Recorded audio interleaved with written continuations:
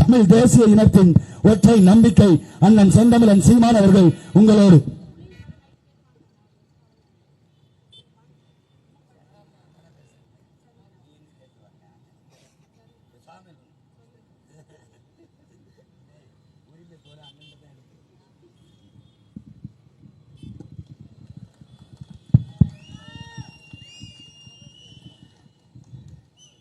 எங்களின் உயிரோடும் உணர்வோடும் கலந்து வாழுகின்ற அன்பு சொந்தங்கள் அனைவருக்கும் வணக்கம். இங்கே என்னுடைய பேரன்புமிக்க பெற்றோர்களும் உயிர்க்கணிய என் உடன் பிறந்தார்களும் இதை கவனிக்க வேண்டும். உங்கள் பிள்ளைகள் பேசுவது உழைப்பதெல்லாம் உங்களுக்காகத்தான் என்பதை நீங்கள் புரிந்து கொள்ள வேண்டும். இங்கே ஒரு மனிதனின் பிறப்பிலிருந்து இறப்பு வரை அனைத்தையும் தீர்மானிக்கிறது அரசாக இருக்கிறது. பிறப்புச் சான்றிதழிலிருந்து இறப்புச் சான்றிதழ் பெறுகிற வரை எல்லா முடிவையும் எடுப்பது அரசாக இருக்கிறது. என்ன படிக்க வேண்டும், என்ன வேலைக்கு செல்ல வேண்டும், அவர் என்ன சம்பளம் வாங்க வேண்டும், அந்த வேலையை எந்த இடத்திலிருந்து பார்க்க வேண்டும், அதை முடிவெடுப்பதும் அரசுதான். எல்லாவற்றையும் இந்த கோயிலில் பூஜை நடக்க வேண்டும், இதில் குடமுழுக்கு நடக்க வேண்டும், இதில் நடக்கக்கூடாது, இந்த தெருவில் நீ போக வேண்டும், இங்கே போகக்கூடாது, இப்படி எல்லாவற்றையுமே தீர்மானிப்பது அரசாக இருக்கிறது. எல்லாவற்றையும். அப்போ விதிக்கிற பர்பஸை என்ன விளைவிக்க வேண்டும், படிக்கிற பாட புத்தகம் என்ன விளைவிக்க வேண்டும், இது எல்லாவற்றையுமே தீர்மானிப்பது அரசாகத்தான் இருக்கிறது.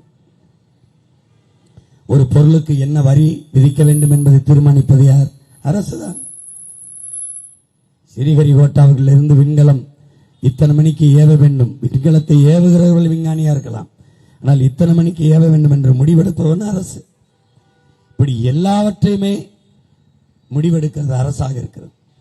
அப்போ அந்த அரசை முடிவெடுப்பது, அந்த அரசை தீர்மானிப்பது எது?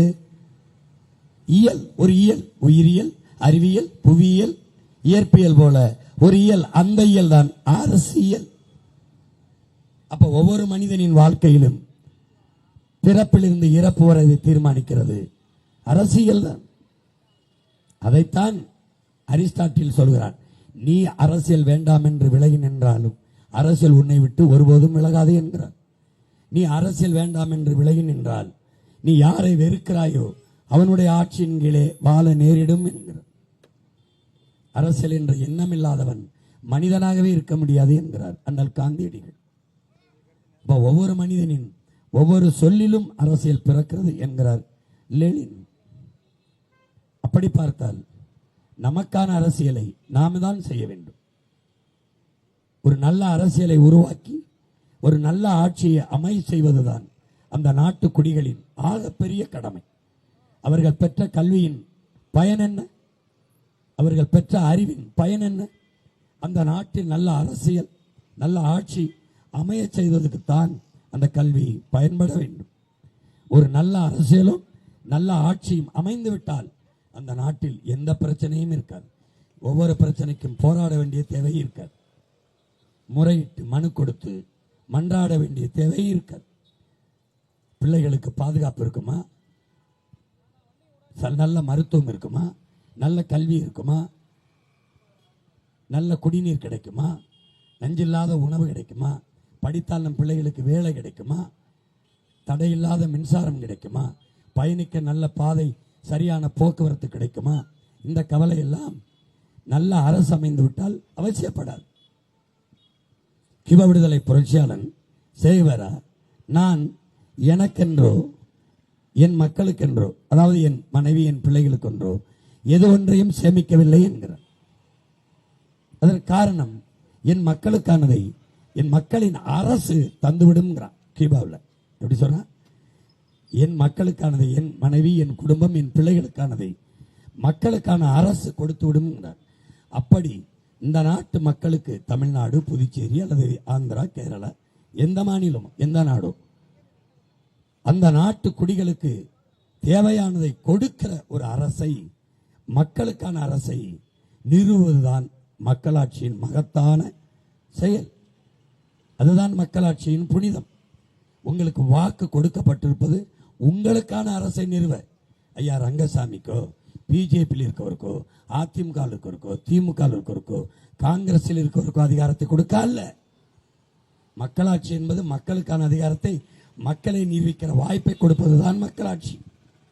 அப்படிப்பட்ட ஒரு ஆட்சி முறையை நீங்கள் நிறுவியிருக்கிறீர்களா? அப்படிப்பட்ட ஆட்சியின் கீழே நீங்கள் வாழ்ந்து கொண்டிருக்கிறீர்களா? இல்லை, இல்லை. எந்த அடிப்படை கட்டமைப்புமே நிறைவேற்றாத நாடு நம் நாடு. ஊழல் லஞ்சமும் தேசிய மயமாக்கப்பட்ட நாடு நம் நாடு. ஒரு நாட்டில் எல்லா வளங்களும் இருந்த அந்த நாடு ஏழ்மை வறுமையில் சிக்கி தவிக்கிறது. வேலையில்லா திண்டாட்டம் பெருகி இருக்கிறது. வறுமை ஏழ்மை இருக்கிறது. பசி பஞ்சம் இருக்கிறது என்றால் அந்த நாட்டு மக்கள் பசியோடு படுக்கச் செல்கிறார்கள், பஞ்ச பராரியாக வாழ்கிறார்கள், உழைக்கும் மக்களை உணவின்றி அடைகிறார்கள் என்றால் அதுக்கு ஒன்றே ஒன்றுதான் காரணம். சகித்துக் கொள்ள முடியாத, நிர்வாகத்தில் இருக்கவே கூடாத ஊழல் லஞ்சம் இங்கே புறையோடு இருப்பதான் காரணம். அதான் காரணம். எந்த வளமும் இல்லாத சிங்கப்பூரால் வெறும் கடலமைத்து வைத்துக் கொண்டு உலகத்தரத்திற்கு முன்னேற முடிகிறது. ஒரு புதுச்சேரி அளவே உள்ள மாநிலம் என்றால் அங்கே ஊழல் லஞ்சம் இல்லை, ஒரு முறையான நிர்வாகம் இருக்கிறது. ஒரு கனவை சுமந்து வந்து என் நாடு, என் மக்கள், என் மக்களின் நலன், என் மக்களின் எதிர்காலம் என்ற ஒரு புனித கனவை சுமந்து வந்த ஒரு புரட்சியாளர் லீ குவான் யூ வந்தான். இங்க அப்படி இல்லையே, இங்க அப்படி இல்லை. அதே கடல் தான் இங்க இருக்கு. அவன் கடல் மட்டும்தான், இங்க கடல் இருக்கு. சிறந்த சுற்றுலா தலமாக கோவா போல நம் புதுச்சேரியை மாற்ற முடியும். அதன் பொருட்டு பெரிய வருவாயை ஈட்ட முடியும். நமக்கு நிலம் இருக்கிறது.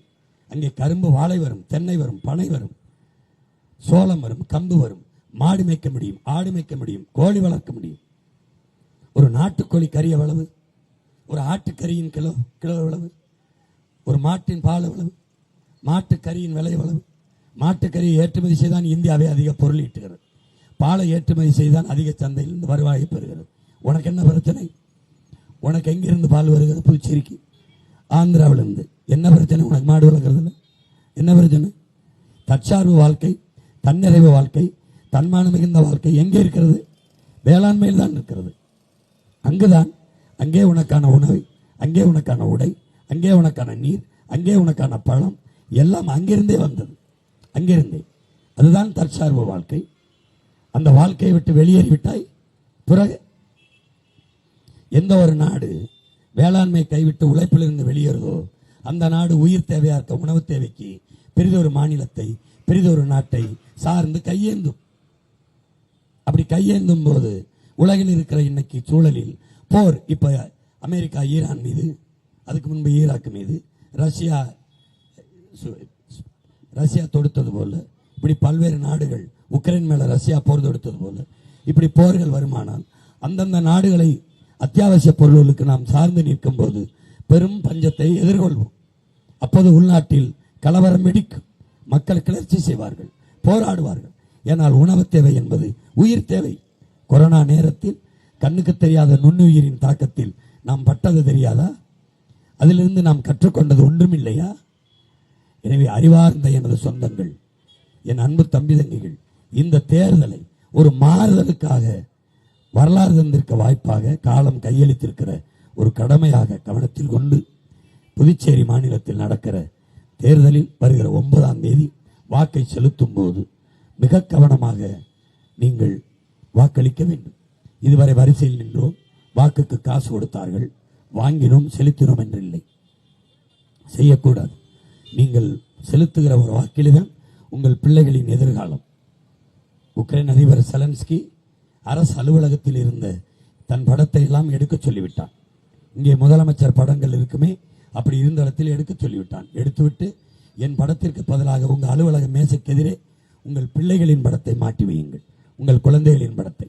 நீங்கள் உங்களுக்கு முன்னாடி வருகிற கோப்புகளில், ஃபைல்களில் கையெழுத்திடும் போது குழந்தைகள் முகத்தை பாருங்கள். உங்கள் கையெழுத்து அவர்களின் எதிர்காலத்திற்காக இருக்கும் என்றால் போடுங்கள், இல்லை என்றால் கையெழுத்திடாதீர்கள். அவர்கள் எதிர்காலத்தை பாதிக்கும் என்றால் போடாதீர்கள் என்றார்.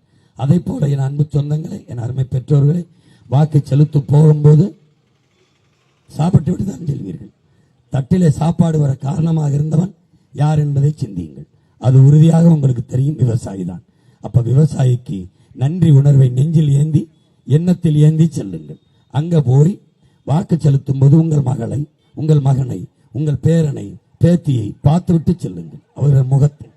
அங்கு போய் வாக்கை செலுத்தும் போது எந்த சின்னத்துக்கு வாக்கை செலுத்தினால் நம் பிள்ளைகள், நம் பேரன் பேத்திகளின் எதிர்காலம் நன்றாக இருக்கும் என்று எண்ணி பார்த்து, யாருடைய வெற்றியில் நம் பிள்ளைகளுக்கான எதிர்காலம் இருக்கும் என்பதை எண்ணி பார்த்து வாக்கை செலுத்துங்கள். உணவுண்டு போன நீங்கள் நன்றியோட முதல் பெட்டியிலே விவசாயி நிற்பான், அவனை பார்த்து தொடுங்கள், நன்றி என்று தொடுங்கள், அவனை அழுத்துங்கள், எல்லாவற்றையும் மாற்றுங்கள், இந்த நாட்டையும் மக்களையும் காப்பாற்றுங்கள். அவனுக்கு செலுத்துகிற வாக்கில்தான் இந்த நாட்டின் எதிர்காலம் தீர்மானிக்கப்படுகிறது. எனவே என் அன்பு சொந்தங்களே, விவசாய சின்னத்திற்கு வாக்களிப்போம், வருங்கால தலைமுறைக்கு வாழ்வளிப்போம் என்ற உறுதியை நாம் ஏற்போம். புரட்சி எப்போதும் வெல்லும், நம் வெற்றி அதை சொல்லும். ஏனென்றால் புரட்சி என்பது ஒரு தலைகீழ் மாற்றம் என்பது சொல்லல்ல செயல். மாற்றுவோம். இது மாற்றத்திற்கான எளிய மக்களின் புரட்சி. இங்கே போட்டியிடுகிற என் தங்கை, முத்தியால்பேட்டையிலே போட்டியிடுகிற சட்டமன்ற தொகுதி வேட்பாளர், சமூக செயற்பாட்டாளர் என் அன்பு தங்கை பரிதா பேகம் அவர்களுக்கு நீங்கள் விவசாய சின்னத்தில் வாக்கு செலுத்தி நீங்கள் வெற்றியடையுங்கள். என் தங்கையின் வெற்றி உங்கள் வெற்றி. நீங்கள் இங்கே எல்லாருக்கும் தான் வாக்கு செலுத்தினீர்கள், எல்லா சின்னத்திற்கும். அவர்கள் வென்றார்கள், நீங்கள் தோற்றுக்கொண்டுதான் இருக்கிறீர்கள். இம்முறையேனும் வாக்கை செலுத்தி நீங்கள் வெல்ல பாருங்கள். விவசாய சின்னத்தில் வாக்கு செலுத்தி என் தங்கை பரிதா பேகம் அவர்களை வெற்றி பெற செய்து நீங்கள் வெற்றியடையுங்கள். அடுத்ததாக உப்பளம் தொகுதியிலே போட்டியிடுகிற சட்டமன்ற தொகுதி வேட்பாளர் என் தங்கை சமூக செயற்பாட்டாளர் தேவி பிரியா அவர்களுக்கு விவசாய சின்னத்திலே வாக்கை செலுத்தி வெற்றி பெற செய்து என் மக்களின் வெற்றியை உறுதி செய்து இந்த நாட்டின் எதிர்காலத்தை தீர்மானியுங்கள் என்று உங்கள் மகன் அன்போடு வேண்டுகிறேன். அடுத்ததாக ராஜ்பவன் தொகுதியிலே போட்டியிடுகிற சட்டமன்ற தொகுதி வேட்பாளர் செவிலியர் என் அன்பு தங்கை கற்பகவள்ளி அவர்களுக்கு நீங்கள் விவசாய சின்னத்திலே வாக்கை செலுத்தி வெற்றி பெற செய்யுங்கள் என்று உங்கள் மகன் அன்போடு வேண்டுகிறேன்.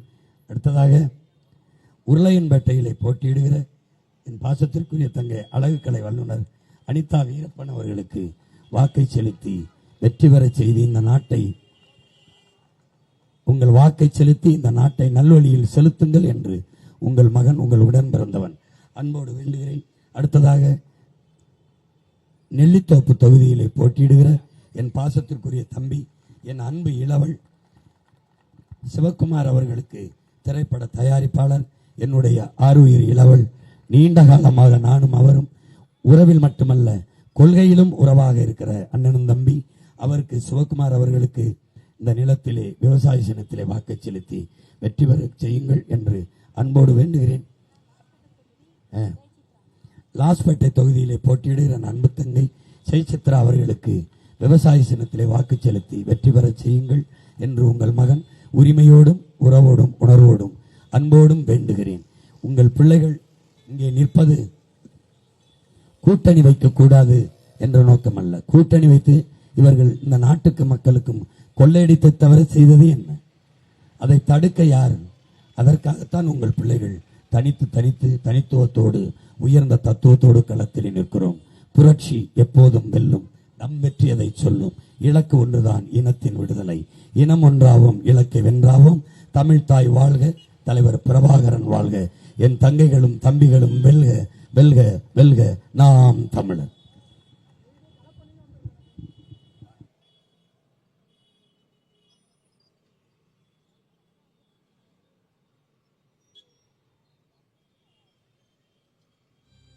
தமிழீழ மாமன்னன் பிரபாகரன் தமிழரில் தலைநிமிர் வந்து உரிமையை எடுத்து நீ உரிமை காட்டடா. உருமும் புலியாய் நீ உறுதி காட்டடா.